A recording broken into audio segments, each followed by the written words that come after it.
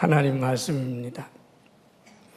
출애굽기 18장 13절에서 27절, 출애굽기 18장 13절에서 27절까지 주님의 말씀을 봉독하겠습니다. 이튿날 모세가 백성을 재판하느라고 앉아있고 백성은 아침부터 저녁까지 모세 곁에 서 있는지라 모세의 장인이 모세가 백성에게 행하는 모든 일을 보고 이르되 내가 이 백성에게 행하는 이 일이 어찌 됨이냐 어찌하여 내가 홀로 앉아있고 백성은 아침부터 저녁까지 내 곁에 서 있느냐. 모세가 그의 장인에게 대답하되 백성이 하나님께 물으려고 내게로 옴이라. 그들이 일이 있으면 내게로 오나니 내가 그 양쪽을 재판하여 하나님의 율례와 법도를 알게 하나이다. 모세의 장인이 그에게 이르되 내가 하는 것이 옳지 못하도다. 너와 또 너와 함께한 이 백성이 필경 기력이 쇠하리니 이 일이 내게 너무 중함이라 내가 혼자 할 수 없으리라. 이제 내 말을 들으라. 내가 내게 방침을 가르치리니 하나님이 너와 함께 계실지로다. 너는 하나님 앞에서 그 백성을 위하여 그 사건들을 하나님께 가져오며 그들에게 율례와 법도를 가르쳐서 마땅히 갈 길과 할 일을 그들에게 보이고 너는 또 온 백성 가운데서 능력 있는 사람들 곧 하나님을 두려워하며 진실하며 불의한 이익을 미워하는 자를 살펴서 백성 위에 세워 천부장과 백부장과 50부장과 10부장을 삼아 그들이 때를 따라 백성을 재판하게 하라. 큰 일은 모두 내게 가져갈 것이요 작은 일은 모두 그들이 스스로 재판할 것이니 그리하면 그들이 너와 함께 담당할 것인즉 이 일이 내게 쉬우리라. 내가 만일 이 일을 하고 하나님께서도 내게 허락하시면 내가 이 일을 감당하고 이 모든 백성도 자기 곳으로 평안히 가리라. 이에 모세가 자기 장인의 말을 듣고 그 모든 말대로 하여 모세가 이스라엘 무리 중에서 능력 있는 사람들을 택하여 그들을 백성의 우두머리 곧 천부장과 백부장과 50부장과 10부장을 삼음에 그들이 때를 따라 백성을 재판하되 어려운 일은 모세에게 가져오고 모든 작은 일은 스스로 재판하더라. 모세가 그의 장인을 보내니 그가 자기 땅으로 가니라. 아멘.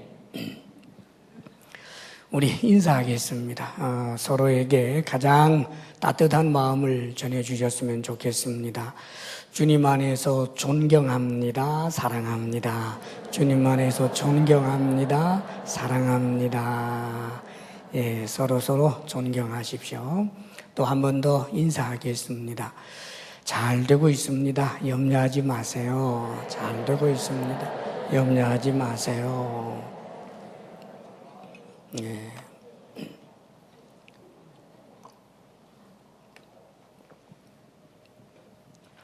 모세의 장인인 이제 이드로의 충고 조언으로 말미암아 이스라엘의 그 조직이 이제 생겨나는 거지요. 이드로는 모세의 장인이고 미디안 제사장이었는데 지난주에 우리가 살펴본 대로 모세가 전하는 그 하나님의 말씀을 듣고 이제 온전히 하나님을 알게 되고 그래서 거룩한 하나님의 백성이 됩니다. 그리고 하나님의 백성이 되자 말자 이 이드로가 놀랍게도 이 공동체에게 어마어마한 기여를 하고 있어요. 가끔 보면 신앙 연륜이 너무너무 짧은데도 불구하고 금방 귀하게 쓰이는 사람들이 있는 것을 보게 됩니다. 이드로가 이제 그런 사람이지요. 사실 그 바울도 예수님을 믿자 말자 자신이 핍박하려고 갔던 다메섹에서 바로 복음을 전하는 일을 하고요. 루디아도 예수님을 믿자 말자 즉시 자기 집을 제공하는 것을 보게 됩니다. 참 복된 사람들이에요. 이드로가 이제 그런 사람인 겁니다. 이제 그 하나님의 백성이 된 이드로가 자기 사위가 하는 그 사역이 얼마나 궁금하겠습니까? 그래서 이렇게 사위가 무슨 일을 어떻게 하고 있나 그 자랑스러운 사위를 살펴보고 있는데 이 모세가 백성들을 재판하는 거예요. 사실 장정 남자만 60만 명, 적게 잡아도 전체 인구 200만이 훨씬 넘는 사람들이 광야 생활을 하고 있습니다. 한두 시간 소풍 가고 들어가는 게 아닌데, 그러니 거기에 어떤 사건들이 왜 없겠습니까? 그럼 이런저런 그런 분쟁들도 있고, 또 이들 중에는 아주 경건한 정말 이 진보를 원하는 사람이 있죠. 믿음의 진보를. 그래서 어떤 것을 결정을 할 때 하나님의 뜻을 알고 싶은 사람들도 있고, 그러다가 보니까 이런저런 그런 이유로 해서 가장 신적 권위가 큰 모세를 찾아오게 됩니다. 그러다가 보니까 모세가 이들을 이제 일일이 상대해서 재판을 하는 거예요. 근데 모세 한 사람이 하고 있으니 하루 종일 사람들은 줄을 서 있는 거지요. 지금 그 모습을 이제 이드로가 보고는 모세에게 질문을 합니다. 이게 어떻게 된 일이냐? 왜 이렇게 하느냐라고 질문을 하니까 모세의 대답이 이랬습니다. 15절, 16절 말씀 함께 읽어볼까요? 시작. 모세가 그의 장인에게 대답하되 백성이 하나님께 물으려고 내게로 옴이라. 그들이 일이 있으면 내게로 오나니 내가 그 양쪽을 재판하여 하나님의 율례와 법도를 알게 하나이다. 이들이 하나님의 백성이지만 이 애굽에서 노예로 오랜 세월 살았기 때문에 아직까지는 여러 면에 있어서 하나님의 뜻을 잘 헤아리지를 못합니다. 그러면 이렇게 분쟁이 일어나게 되면 그 분쟁을 해결하는 방식이 하나님의 말씀, 하나님의 뜻에 맞추어야 되는데 그렇지 않는 경우들이 많다가 보니까 자꾸 분쟁이 일어나게 되잖아요. 그래서 이제 모세에게 오게 되는데 모세가 이들 한 사람 한 사람을 너무나 사랑하기 때문에 그들에 대한 것을 이제 재판한다고 이렇게 기록이 되어 있습니다만 이 재판한다라고 하는 단어의 원어적 의미가 법정적 재판만을 말하는 것이 아니라 다스리는 것 혹은 상담하는 것 이걸 다 포함하고 있는 거예요. 심지어는 그 재판을 하고 난 다음에 누구에게는 상을 주고 누구에게는 벌을 주는 것까지도 다 포함되어 있는 이제 그런 단어입니다. 그러니까 최고의 이제 권위로 이제 모세가 어떤 사법적인 일까지도 지금 하는 거지요. 그러면서도 모세의 중요한 중심은 이런 일들을 통해서 하나님의 뜻, 하나님의 말씀을 가르치는 데 주력을 하고 있는 거예요. 얼마나 훌륭한 모세인지 모르겠습니다. 자, 이 일을 하기 위해서 얼마나 지쳤겠어요? 얼마나 피곤하겠습니까? 지금 장인이 왔는데도 그 전날 왔단 말이에요. 그 다음날 장인하고 쉴 생각도 안 하고 이렇게 사역에 뛰어들고 있는 열심히 있는 사람이 모세입니다. 그런데 장인의 대답이 소위 돌직구를 날립니다. 네가 하는 것이 옳지 못하도다. 이렇게 말하는 거예요. 너 참 대단하다. 이렇게 칭찬으로 시작이 될 만한데 아마 장인이어서 그런지 그리고 모세의 인격을 믿어서 그런지 그냥 돌직구입니다. 네가 하는 일이 옳지 못하다. 모세가 한 일이 옳지 못하다라고 하는 이 표현은 모세가 도덕적으로 잘못되었거나 혹은 신앙상의 그 허물이 있다라고 하는 것을 말하는 것이 아닙니다. 그런 것은 전혀 잘못이 있을 리가 없지요. 여기서 옳지 못하다, 바람직하지 못하다, 효율적이지 못하다 그런 뜻입니다. 효율적이지 않다는 거지요. 너 어떻게 이 많은 일을 너 혼자 하려고 하니? 이 소리입니다. 왜 사람들하고 일을 분담할 줄 모르느냐? 이것을 지금 지적하고 있는 겁니다. 효율성이에요. 그래서 지금 그 이유에 대해서 18절에 장이 이렇게 이야기하고 있습니다. 18절 말씀 우리 읽어볼까요? 시작. 너와 또 너와 함께한 이 백성이 필경 기력이 쇠하리니 이 일이 내게 너무 중함이라 내가 혼자 할 수 없으리라. 자, 그것은 옳지 못한 이유를 말하고 있는 것입니다. 효율적인 면에서 볼 때 분명히 이것은 모세 네가 아무리 열심히 있고 모세 네 체력이 아무리 대단하다고 해도 하나님을 사랑하고 백성을 사랑하는 마음이 아무리 특심이라 할지라도 시간이 지나가게 되면 필경 너 기력이 쇠해서 못 감당한다. 건강 잃게 된다. 그 말이지요. 그리고 또 한 가지는 이 백성들이 모세 너 한 사람에게만 너를 독대해서 문제 해결을 하려고 하다가 보니까 이 얼마나 오래 기다려야 되겠느냐. 하루 종일 혹은 이틀 사흘 계속해서 기다리게 되면 이 백성들 또한 얼마나 피곤하고 짜증스러운 일이 되겠느냐. 자, 그래서 이것은 너가 하는 일 옳지 못한 것이다 라고 이야기를 하고 있습니다. 우리는 하나님의 일꾼으로서 하나님의 일을 할 때 효율성을 생각할 줄 알아야 합니다. 보통 우리가 하나님의 일을 할 때 가장 중요한 것을 동기에 두고 있습니다. 동기. 어떤 동기로 하느냐, 어떤 마음 자세로 하느냐, 그게 중요하다는 거죠. 맞습니다. 그것은 가장 중요합니다. 하나님을 사랑하는 마음, 교회를 사랑하는 마음, 동기가 중요하지요. 그리고 그 태도는 충성스러움이지요. 우직하게 충성스럽게 하는 것. 그러나 그렇다고 해서 동기가 바르고 충성스러움만 있으면 결과는 별로 중요하지 않다라고 생각하는 것은 그것은 바람직한 태도가 아닙니다. 특별히 주의 일, 교회 일을 할 때 많은 사람들이 동기를 중요하게 여기고 충성을 중요하게 여기면서 그 결과에 대해서는 별로 그렇게 중요하게 여기지 않는 경우가 많습니다. 사실 결과지상주의에 빠지면 안 됩니다. 결과보다 더 중요한 것은 동기임에 틀림이 없습니다. 그러나 결과를 무시해도 좋다는 뜻이 아닙니다. 지금 만약에 모세가 백성을 사랑하는 일이기 때문에 이것이 충성스러운 일이기 때문에 충성의 동기, 백성을 사랑하고 하나님을 사랑하는 동기이기 때문에 효율성 따위는 생각지 아니하고 계속하겠다. 얼마나 할 수 있을까요? 결국은 모세도 쓰러지고 모세가 쓰러지게 되면 그 모든 피해는 고스란히 백성들에게 또 하나님께도 가는 것입니다.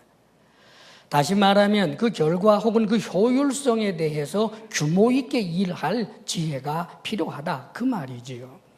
우리 주님께서 충성스러운 그 일꾼들을 이야기를 하실 때 비유를 드셨습니다. 달란트 비유예요. 1달란트, 2달란트, 5달란트를 말합니다. 그런데 2달란트, 5달란트 칭찬받은 사람들에게 공통점이 있는데 2달란트 맡은 자가 2달란트를, 5달란트 맡은 자가 5달란트를 남긴 것으로 되어 있습니다. 그 주인은 결과지상주의자가 아닙니다. 그런데 여러분, 바른 동기를 가지고 주인을 위해서 일해야 되겠다, 주인에게 충성스럽게 일해야 되겠다라고 생각하는 종이라면 주인에게 유익이 되는 결과를 창출하기 위한 여러 가지 규모 있는 방법과 노력들을 가지는 것이 당연한 거예요. 동기 운용을 하면서 그 효율이라든지 결과에 대해서 책임지지 않겠다라고 하는 자세는 사실은 어떻게 보면 그 동기 자체도 위험하다. 그 말입니다. 그렇기 때문에 사랑하는 여러분, 주의 일을 할 때 있어서 이 효율에 관한 것을 지혜롭게 규모 있게 일할 줄 알아야 합니다. 오늘 우리 성가대, 늘 요즘 성가대 찬양 때마다 저는 참 은혜를 많이 받습니다. 얼마나 늘 대단한 그 음악 어디 온 것 같아요. 그래가지고 너무 그 찬양을 들으면서도 아주 수준 높은 그런 화음을 듣는 것 같아서 얼마나 행복하고 좋은지 모릅니다. 자, 좋은 찬양을 하기 위해서 수고하고 땀을 흘릴 때 가능한 거예요. 지금 우리 성가대가 대부분 노래를 잘하는 분들입니다. 그렇다고 해서 100% 이분들이 전공자인 것은 아니지요. 만약에 음악적으로 최고로 완벽한 그런 음악 하는 것만이 목표라면 국립합창단을 엄청난 돈을 주고라도 매주 하게 하겠지요. 그러나 주님을 알지도 못하고 주님을 사랑하지도 않는 이들이 아무리 노래 잘하면 뭐해요? 동기 중요합니다. 그런데 그 동기를 가지고 내가 할 수 있는 최고의 수고와 노력과 규모를 가지고 최상의 결과를 도출해낸다. 성도들 모두에게 은혜를 끼치고 우리 하나님께서 너 정말 최선을 다했구나 해줄 만한 그런 아름다운 찬양을 하겠다라고 하는 것, 바로 그로 인하여 오늘날 이렇게 귀한 찬양을 하고 있는 줄 압니다. 할렐루야. 음치는 하나도 없지요. 음치는 자동으로 내려와야 돼요. 음치는 딴 데서 일하는 게 낫습니다. 은사. 하나님 앞에 자신이 잘하는 것과 좋아하는 것을 가지고 최선을 다해서 노력을 내서 내가 사랑하는 하나님을 높이는 일, 얼마나 아름다운 거예요. 여러분들이 맡은 일들을 참으로 하나님 앞에 지혜를 구해서 늘 가장 좋은 그런 결과들을 도출해내기 위한 선하고 아름다운 노력을 할 수 있게 되기를 바랍니다. 아멘. 그리고 오늘 이 말씀 가운데 또 한 가지 우리가 생각할 건, 지금 이 장인이 지적한 건 장인이 오묘한 하나님의 말씀의 깊이에 대해서 너무너무 꿰뚫고 있는 사람이기 때문에 이 말을 한 게 아니에요. 미디안 제사장 출신입니다. 하나님을, 우리 주님을 확실하게 알게 된 게 어저께 하룻밤 전에. 그런데 이 이드로가 지적을 한 건 뭐냐 하면 상식 수준으로 한 지적입니다. 상식적으로 볼 때 너 왜 혼자 하니? 저 200만 명도 넘는 사람들, 저 똑똑한 사람들 쎘는데 왜 네 혼자 하냐, 그 말입니다. 상식적으로 볼 때. 사랑하는 여러분, 우리가 신앙생활을 할 때 상식을 무시하면 안 돼요. 물론 상식이라고 하는 것이 하나님의 뜻, 그것을 다 담아낼 수 있는 것은 아닙니다. 하나님의 말씀과 하나님의 뜻은 때때로 내 상식, 내 인생 경험, 내 배움으로는 도대체 가늠할 수 없는 일들도 얼마든지 있지요. 300명 용사를 가지고 10만이 넘는 적군을 대적하라고 하시는 말씀이라든지, 여리고 성을 매일 한 바퀴씩 그냥 돌기만 하면 무너진다라고 말씀하시는 일이라든지, 요단강에 가서 문둥병 걸린 사람에게 7번 씻으라고 한다라고 하는 말, 이것은 상식이 아닙니다. 상식으로는 도대체가 가늠할 수 없는 것입니다. 그러나 상식을 넘어선 하나님의 말씀이지요. 우리는 그것도 인정하고 붙들어야 합니다. 그러나 그렇다고 해서 우리가 신앙생활을 하는 데서 이 상식이라고 하는 것은 사실은 사람들이 가지고 있는 보편성에서부터 나오는 거예요. 우리 사람은 하나님의 형상을 따라 지음받은 인간들입니다. 그래서 보통 상식이라고 하는 것은 인간들이 부패한 양심이지만 그러나 선한 구석들이 있단 말이에요. 그 선한 것들이 보편적으로서 모아서 생겨난 것이 소위 말하는 상식이라는 거예요. 자식이 부모님에게 선대하는 것, 그건 해야 할 일입니까? 하지 않아야 할, 그렇게 정신 나간 소리 하는 사람 없습니다. 그건 상식이지 않아요. 자녀가 부모님에게 부모님을 공경한다라고 하는 것은 동서고금 어디에도 그것은 상식적으로 옳은 일이에요.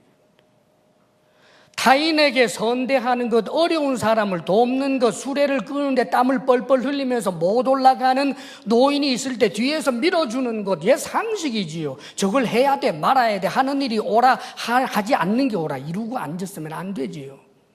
하나님의 뜻도 많은 경우에 있어서는 상식하고 통하는 게 참 많습니다.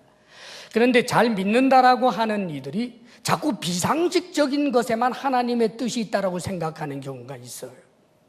아프면 기도하고 병원 가면 되지. 병원에 가면은 믿음 없는 사람이라고 생각을 해서 작은 병을 키우는 사람도 있습니다. 사랑하는 여러분, 기도해서 병이 나으면 하나님 은혜입니다. 의사 선생님 손길을 통해서 병이 나은 것도 하나님 은혜입니다. 할렐루야. 의사를 통하고 약을 통하고 만방으로 기도하면서 계속 그래 했는데도 의사로는 도저히 안 된다. 정말 승부수를 던지고 하나님께 맡길 때 모든 약과 치료 이런 거 다 그치고 기도원에 들어갈 수도 있고 금식하면서 기도하고 죽으리라, 혹은 하나님이 고쳐주시면 고치는 대로 살리라, 이럴 수 있는 거지. 믿음이 있으면 절대로 병원에 가지 않고 약 안 먹는다. 자기는 절대로 약 안 먹는데요. 왜? 기도만 한대. 아닙니다, 여러분. 그건 상식 이하예요. 상식 이하. 어떤 분이 7년을 사귀었대요. 글쎄 20대 중반을 넘어서 7년을 사귀어서 사랑을 키웠답니다.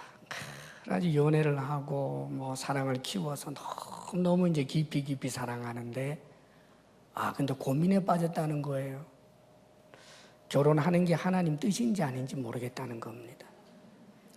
근데 기도를 하는데 하나님이 결혼하라라고 응답을 해주시지 않아서 결혼도 못하고 있다는 거예요. 참, 더 황당한 건 그러다가 예언한다는 사람은 찾아갔잖아요. 그래서 아무개하고 결혼을 하는 것이 하나님 뜻인지 좀 기도해 주십시오. 그러니까 이름 두 사람 이름 적어놓고, 결혼하면 안 돼, 결혼하면 죽어. 그래가지고 결혼도 안 하고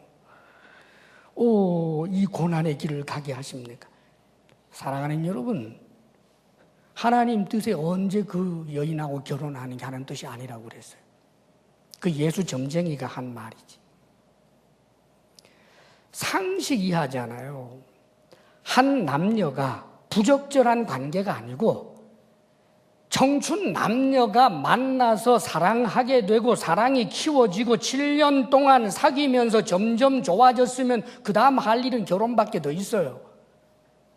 하나님 결혼하게 해 주옵소서, 하나님 뜻이면 이 결혼이 순적하게 되게 해 주옵소서라고 기도하면서 하나님께서 아무개야 누구와 결혼해라 이런 음성 안 들려도 그게 하나님이 허락하신 줄 알아야지. 상식. 신앙생활에 있어서 여러분, 상식을 무시하면 너무나 많은 것을 잃어버립니다. 그러나 상식만이 하나님 뜻이다라고 해서는 안 돼요. 상식을 넘어서는 그런 하나님 말씀이 있습니다. 할렐루야. 자, 그래서 그가 이제 하는 말이 이렇습니다. 19절 말씀을 함께 읽겠습니다. 시작. 이제 내 말을 들으라. 내가 내게 방침을 가르치리니 하나님이 너와 함께 계실지로다. 너는 하나님 앞에서 그 백성을 위하여 그 사건들을 하나님께 가져오며. 이제 모세에게 조언을 하는 거예요. 모세, 너는 이렇게 해야 한다. 너는 하나님의 종으로서 하나님 앞에서, 다시 말하면 하나님에 대한 인식입니다. 언제나 내가 하나님 앞에 있다라고 하는 것을 의식해야 돼요. 모든 하나님의 일꾼들은, 목회자를 포함해서 모든 하나님의 일꾼들은 내가 하나님 앞에 있다, 이것을 잊으면 안 됩니다. 그 다음에는 그 백성을 위하여 그러죠. 봉사정신입니다. 섬기는 정신이에요. 하나님을 위하는 것은 당연하고 하나님을 위하면서 동시에 교회를 위하고 성도를 위하는 마음이 주의 종들 그리고 모든 일꾼들에게 있어야 하는 것입니다. 그리고 그 사건들을 하나님께 가져오며 그럽니다. 모세는 그 사건을 듣고 자기가 알고 있는 하나님 말씀, 모세는 하나님을 독대한 사람이니까 그래서 자신이 알고 있는 그 하나님의 뜻을 사람들에게 가르치는 일을 주력해 왔었습니다. 그런 사건들이 있을 때마다. 그런데 지금 이드로가 하는 말은 그 사건들을 하나님께 가져오며 그럽니다. 해결해 주는 것 그거 중요하지만 근본적으로 네가 먼저 해야 할 일이 있는데 그걸 하나님께 가져가라. 네가 다 해결하지 못한다. 그건 하나님이 해결할 수 있다. 다시 말하면 주님을 믿고 주님께 기도하고 주님께 맡기는 그런 자세를 먼저 가져야 될 것을 말씀하고 있습니다. 사랑하는 여러분, 교회의 일꾼들에게는 때때로 이런저런 문제들을 직면할 때가 있습니다. 사건들을 직면할 때가 있지요. 그러나 그 사건들을 내 힘으로 다 해결할 수 있는 것 아닙니다. 하나님께 가져갈 줄 알아야 합니다. 셀 리더들은 셀 가족들의 여러 가지 문제들을 하나님께로 가져갈 줄 알아야 합니다. 모든 팀장들은 팀원으로 인하여 일어나는 여러 가지 문제들이 있을 때마다 그 사건을 하나님께 가져갈 줄 알아야 합니다.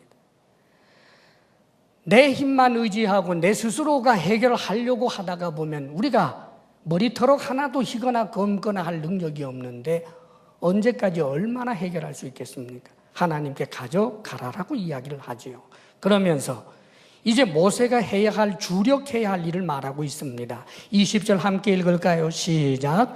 그들에게 율례와 법도를 가르쳐서 마땅히 갈 길과 할 일을 그들에게 보이고. 율례와 법도를 가르치라. 하나님의 말씀을 가르치라는 거예요. 자, 찾아온 한두 사람만이 아니라 온 회중 전체에게 하나님의 말씀을 가르쳐야 할, 말씀 가르치는 최고의 권위자가 너다라고 이야기하는 거죠. 이것은 신약에 와서도 마찬가지입니다. 사도들은 온 회중을 향하여 하나님의 말씀을 가르칩니다.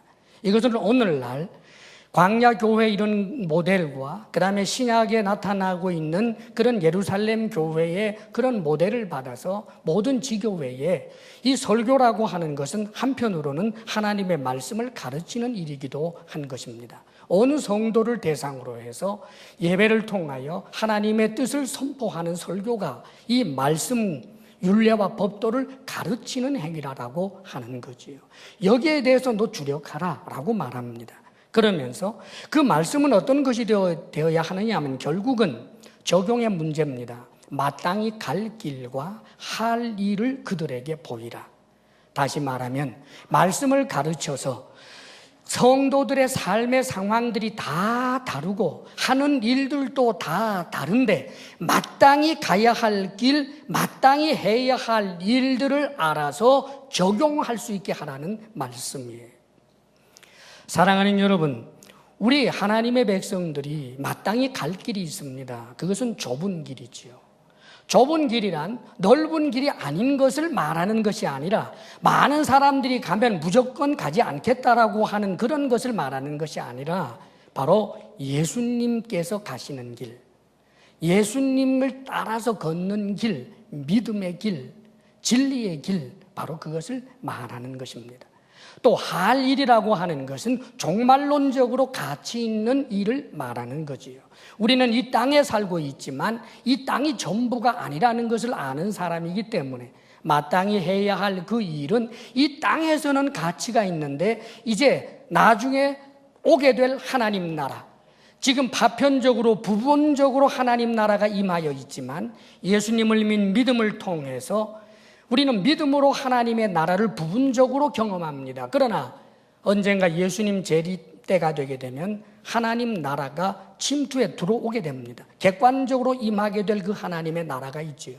그런데 그 하나님의 나라에서도 가치 있는 일을 하라는 말이에요. 사랑하는 여러분, 여러분 열심히 일하고 계시죠? 여러분이 열심히 하고 있는 그 일이 하나님 나라에서도 그게 가치 있는 일인지를 스스로 생각하고 점검할 줄 알아야 돼요. 이것은 직장 생활이든 학교 생활이든 여러분들이 하는 사업이든 이것이 이 땅에서의 일로만 끝나지 않도록 해야 합니다. 다시 말하면 종말론적으로 가치 있는 일이 되도록 우리가 그 일들을 기도와 말씀을 따라서 해내야 하는 것입니다. 할렐루야. 자, 이것이 이제 모세가 할 일이었는데, 그리고 나서 이제 모세에게 사람을 세우라고 권하고 있습니다. 21절 말씀 함께 읽을까요? 시작. 너는 또 온 백성 가운데서 능력 있는 사람들, 곧 하나님을 두려워하며 진실하며 불의한 이익을 미워하는 자를 살펴서 백성 위에 세워 1000부장과 100부장과 50부장과 10부장을 삼아. 조직하라는 거지요. 10부장, 50부장, 100부장, 1000부장. 여러분, 이때는 이제 여성들은 그 숫자에 넣지 않을 때입니다. 지금은 그렇지 않습니다만은 옛날에 이제 그럴 때예요. 그 문화가 그럴 때입니다. 그러면 60만 장정 가운데서 10분의 1이 넘는 사람들이 적어도 일꾼이었다는 말이에요. 하나님의 일을 하는 데 있어서 모세 혼자 일을 하거나 혹은 모세의 측근 중에 측근인 아론과 미리암만 일하는 것이 아니라 그 엄청나게 많은 회중 가운데서 공식적인 일꾼만 해도 10분의 1이 넘었어요. 그리고 수많은 여인들은 빚도 없이 아무런 갈채도 없이 일꾼처럼 일했던 여인들은 예나 지금이나 얼마나 많았는지 몰라요. 다시 말하면 건강한 교회, 이 광야교회인데 건강한 교회를 지금 보여주고 있는데 건강한 교회일수록 일꾼 그룹이 많다는 거예요. 여러분들 일꾼 되시기를 바랍니다. 그들에게 무슨 일을 맡겼는가? 22절에 이렇게 말하지요. 그들이 때를 따라 백성을 재판하게 하라 그럽니다. 때를 따라, 이 타이밍이 너무 중요해요. 모세가 누군가를 지금 재판을 하려고 할 때 사람이 너무 많다고 보니까 지금 당장 해결해야 할 문제를 모세를 만나려고 했더니 일주일 넘게 걸렸습니다. 이미 때는 지나갔는데. 그런데 때를 따라 일꾼들이 많아지니까 그 일꾼들이 그 때를 따라 일할 수 있다는 거예요. 사실 그렇지요. 여러분, 그 때가 얼마나 중요한지 몰라요. 우는 자들과 함께 울고 웃는 자들과 함께 웃으라고 했습니다. 울고 있을 때 다가갈 수 있는 일꾼이 있어야죠. 함께 울어줄 사람이. 웃을 때 함께 웃어줄 수 있는 일꾼이 있어야지요. 울다가 지치고 이제는 그 울던 일도 다 잊어버렸는데 나중에 찾아와서 울면 어떠자는 말입니까? 때가 지나가는 때에 많은 일꾼들이 있어서 그 때를 따라서 우는 자들과 함께 울고 웃는 자들과 함께 웃는다라고 하는 것 얼마나 소중한지 몰라요. 그러면서 백성을 재판하게 하라 그러죠. 이 백성을 재판하게 하라. 이 일은 원래 누가 하는 일입니까? 모세가 하는 일이지요. 그런데 모세가 그 하는 일을 나누어 주라는 거예요. 모세가 하는 일은 결국은 사건들을 가지고 주님 앞으로 가져갈 뿐만 아니라 그 이야기를 잘 들으면서 하나님의 말씀을 가르치는 일이었죠. 나중에는 본격적으로 하나님의 말씀을 가르치는데 하나님의 일꾼들은 너 나를 막론하고 어떤 분야에서 어떤 일을 해도 기본적으로 말씀 사역자가 되어야 합니다. 사랑하는 여러분, 모세만 하나님의 말씀을 전하는 것이 아니라 다른 모든 일꾼들이 공동체 내에서 삶의 어떤 정황 속에서 일어난 사건들을 해결을 하려고 할 때 하나님의 말씀을 알아야 하고 이 하나님의 말씀을 가지고 권면해 주고 재판해 주어야 된다는 뜻이에요. 이것은 오늘날도 마찬가지입니다.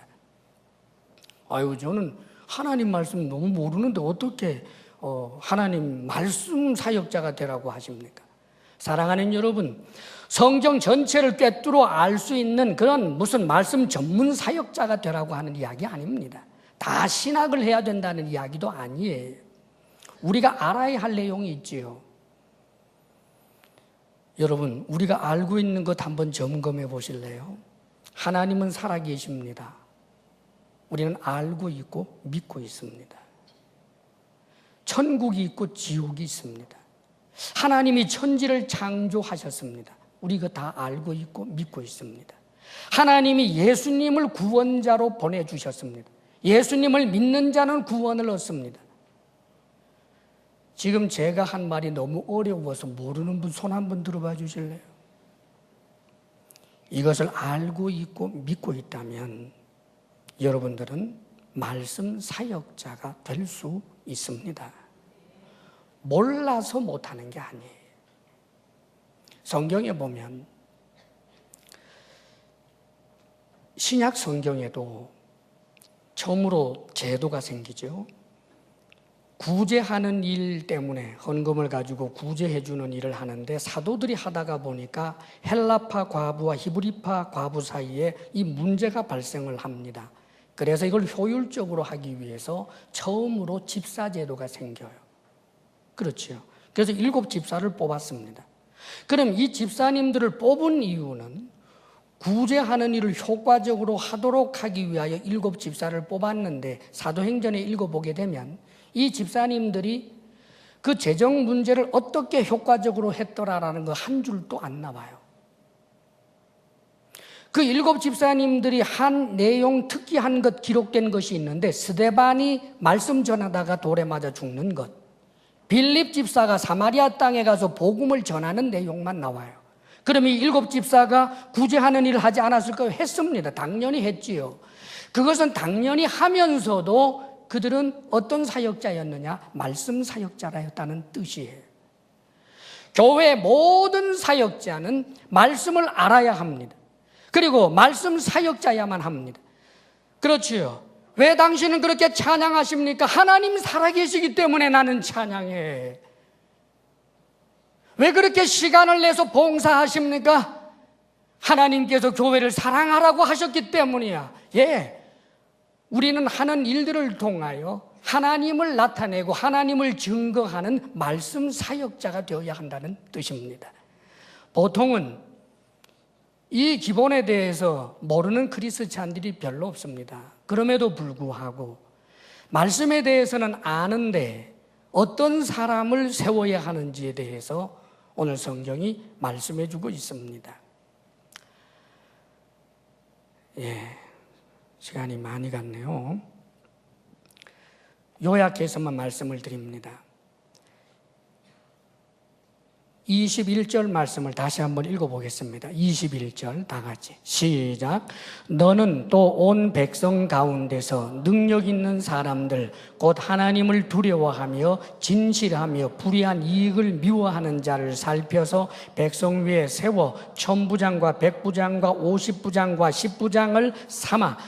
자, 말씀 사역은 이미 이들이 알고 있는 것만으로 됐습니다. 모세가 전하는 것, 그거 아는 것만으로 됐습니다. 그럼에도 불구하고 누구나 되는 건 아니었어요. 그 조건이 뭐였느냐 하면 하나님을 두려워할 줄 아는 사람. 사랑하는 여러분, 하나님의 일꾼은 하나님을 두려워할 줄 모르면 하나님의 일꾼으로서 끝까지 달려갈 수도 없거니와 공동체에 해를 끼치게 됩니다. 그 대표적인 사람이 사울이에요. 사울 임금은 하나님을 두려워하지 않는 그 마음이 점점 자라나는 걸 방치했던 인물입니다.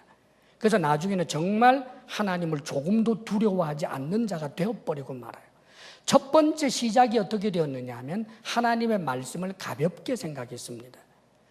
사무엘을 통해서 전해주는 하나님의 말씀을 듣고도 짐짓 무시하고 자기 좋은 대로 행하는 하나님의 말씀을 가볍게 여기는 하나님의 말씀 가운데 일부분만 취하고 나머지는 자신이 옳다고 생각하는 일을 고집하는 그런 수준으로 살아가다가 나중에 이 사울 왕이 결정적으로 점점점 하나님을 두려워하지 않는 마음이 커져서 아주 견고해져서 나중에는 다윗을 도왔다라고 하는 말도 안 되는 이유로 노베 제사장들, 에봇을 입은 거룩한 옷을 입은 그 제사장 85명을 칼로 다 쳐 죽이고 심지어는 그 노비라고 하는 그 마을은 제사장 마을인데 그 제사장 마을에 어린아이 남녀노유 할 것 없이 짐승까지 모조리 죽이고 잿더미를 만드는 짓을 저질러 버리고 맙니다. 여러분, 사울이 원래 그런 사람 아닙니다. 하나님을 두려워하지 않는 마음이 이렇게 자라날 때 꺾어야 돼요. 사랑하는 여러분, 우리는 우리 자신을 점검해야 합니다. 하나님의 말씀을 가볍게 여기는 것이 습관이 되게 내버려둬서는 안 됩니다. 그것은 견고해지고 결국은 하나님을 두려워하지 않게 되면 하나님의 일꾼의 길을 제대로 가지 못할 뿐만 아니라 공동체에 해를 끼치지요. 그리고 진실한 사람이어야 합니다. 거짓이 없는 사람, 대표적인 사람이 압살롬이에요. 이스라엘 백성들의 마음을 훔쳐서 결국은 거짓으로, 거짓 평화, 거짓 사랑 이렇게 가장을 했다가 나중에는 이스라엘 전체를 혼란스럽게 만든 사람 압살롬입니다. 그리고 불의한 이익을 미워하는 자, 불의한 이익이라고 하는 것은 하나님의 말씀을 벗어나서 얻을 수 있는 이익을 하찮게 여길 수 있는 사람을 말하는 거예요. 이런 사람이 좋은 일꾼이 될 수 있다는 말입니다. 하나님 말씀에 대한 지식이 부족해서 좋은 일꾼이 될 수 없는 게 아니라 하나님 말씀에 대한 지식은 현재 우리가 알고 있는 것만으로도 충분한데 하나님을 현재 내 삶의 정황 속에서 두려워하는가? 진실한가? 거룩한 이익을 미워하는가? 사랑하는 여러분, 이러기 위해서 우리는 훈련이 필요한 것입니다. 우리 주사랑교회는 훈련합니다. 사랑하는 여러분, 그것을 여러분들 하찮게 여기거나 우습게 여기지 않기를 바랍니다. 원래 훈련이라고 하는 것은 모르는 것을 새롭게 깨닫게 하는 공부가 아니에요. 아는 것을 실천에 옮길 수 있도록 하는 것이 바로 훈련입니다. 저는 여러분들이 우리 주사랑 공동체 대부분의 모든 사람들이 하나님의 일꾼이 될 수 있기를 바랍니다. 우리 주사랑교회 주님을 위해서 일하는 사람들이 교회 안에 많을 뿐만 아니라 일꾼들이 사회 각 분야에서 하나님의 일을 많이 하게 되는 그런 놀라운 역사가 있게 되기를 바랍니다. 주께서 은혜 베푸시기를 바랍니다. 기도하겠습니다. 이 시간 주님 앞에 간절히 결단하며 기도하겠습니다. 하나님께서 세우시기를 원하는 그 일꾼에 제가 쓰임받게 되기를 원합니다. 하나님을 사랑하고 주의 교회를 사랑하며 하나님께서 만드신 이 세상을 더욱더 아름답게 가꾸는 데 쓰임받는 일꾼이 되기를 원합니다. 하나님을 두려워할 줄 알게 하시고 진실하게 하시고 불의한 이익을 미워할 줄 아는 그런 하나님의 사람 되게 하여 주옵소서. 이 시간 간절히 결단하며 기도하겠습니다. 아버지 하나님, 참으로 하나님께서 우리에게 은혜를 베푸사 이 땅의 믿음의 삶을 홀로 고독하게 하게 하신 것 아니라 교회를 주신 것 감사합니다. 믿음의 형제가 있고 자매가 있는 정말 공동체, 믿음 공동체가 있어서 주의 몸을 이루고 그 가운데 한 가지로 서로 섬기며 신앙생활하게 하셨습니다. 아버지여, 이제 우리로 주의 교회의 일꾼 되게 하시며 주님께서 주신 이 세상 한복판에서도 주님의 일꾼으로 사회 모든 분야에 꼭 있어야 할 사람들 되게 하여 주옵소서. 아버지 하나님, 하나님을 가볍게 여기는 마음 일어나지 않도록 우리가 우리 스스로를 날마다 점검케 하소서. 거짓이 들어올 때 스스로 제어하며 도려내게 하여 주옵소서. 불의한 이익을 탐할 때 아버지여, 우리가 스스로 손해볼지언정 불의한 이익을 쫓아 가지 않게 하여 주옵소서. 그리하여 일꾼이라고 하는 이 영광스러운 길을 끝까지 달려가는 우리들이 되게 하옵소서. 아버지 하나님께서 주신 은혜 생각하며 하나님께 예물을 드립니다. 하나님께 드리오니 아버지 하나님, 우리가 드리는 이 작은 것 받아 주시옵소서. 아버지 하나님, 이 물질에 담겨 있는 주님을 향한 사랑과 정성이 하나님 받으실 만한 예물 되기를 원하오나 아버지여, 우리의 모든 부족함과 죄악됨을 그리스도의 보혈로 덮어 씻어주시며 아버지 하나님, 우리로 하여금 주님 앞에 우리 생명조차도 드리기를 원하오니 주님의 것으로 살아가게 하옵소서. 주의 사랑하는 성도들에게 건강의 복 주시기를 원합니다. 아버지요, 부부사랑 돈독하게 하시기를 원합니다. 일터에 복 주시기를 원합니다. 각 가정의 자녀들 하나님, 우리들보다 더 큰 믿음의 사람 되게 하여 주시기를 원합니다. 이제는 우리 주 예수 그리스도의 크신 은혜와 하나님 아버지의 한없는 사랑과 성령의 교통하심과 충만케 하심이 주님의 좋은 일꾼 되기를 원합니다. 소원하며 나아가는 모든 성도들 위해 이제로부터 영원토록 함께 하시기를 간절히 축원하옵나이다. 아멘.